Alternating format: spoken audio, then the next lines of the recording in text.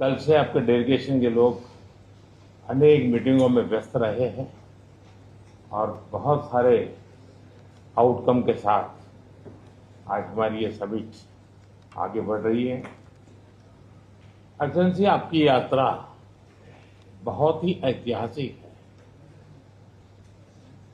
2001 में जब आपने कार्यभार संभाला और भारत की आपकी यात्रा पहली हुई, उसको आज 25 साल हो गए और उस पहली यात्रा में ही स्ट्रेटेजिक पार्टनरशिप की एक मजबूत नींव रखी गई थी। मेरे लिए पर्सनली भी खुशी की बात है कि आपके साथ मेरे परिचय को और संबंधों को उसको भी 25 साल हो गए हैं। एक्सेलेंसी, मैं मानता हूं कि ये जो 2001 में आपने जो भूमिका अदा की, एक विजनरी लीडर कैसे सोचता है, कहाँ से शुरू करता है और संबंधों को कहाँ तक पहुंचा सकता है, इसका एक उत्तम उदाहरण भारत रशिया के संबंध है।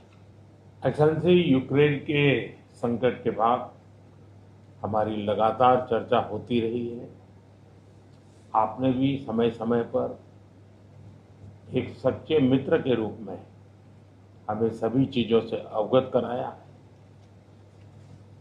मैं समझता हूं कि ये विश्वास बहुत बड़ी ताकत है और आपको मैंने अनेक बार इस विषय की चर्चा भी की है और विश्व समक्ष भी मैंने रखा है कि विश्व का कल्याण शांति के मार्ग पर ही है।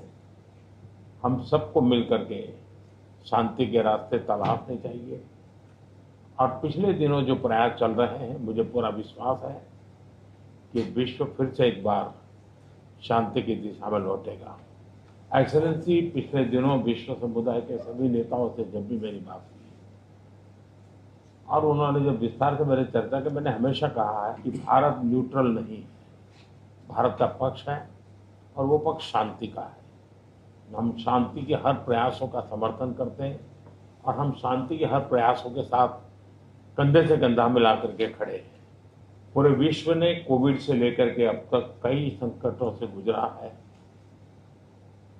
हम आशा करते हैं कि बहुत ही जल्द विश्व को चिंताओं से मुक्ति मिलेगी और एक सही दिशा में प्रगति के राह पर विश्व समुदाय को एक नई आशा पैदा होगी। एक्सेलेंसी, मुझे पूरा भरोसा है कि आज दिन भर हम अनेक विषयों पर चर्चा करने वाले हैं। भारत और रशिया के आर्थिक संबंधों का अधिक विस्तार हो, हम नई नई ऊंचाइयों को प्राप्त करें, ऐसे बहुत ही आशावादी आउटकम के साथ हम हमारी इस मीटिंग को आगे बढ़ाएंगे, ये मेरा पूरा विश्वास है।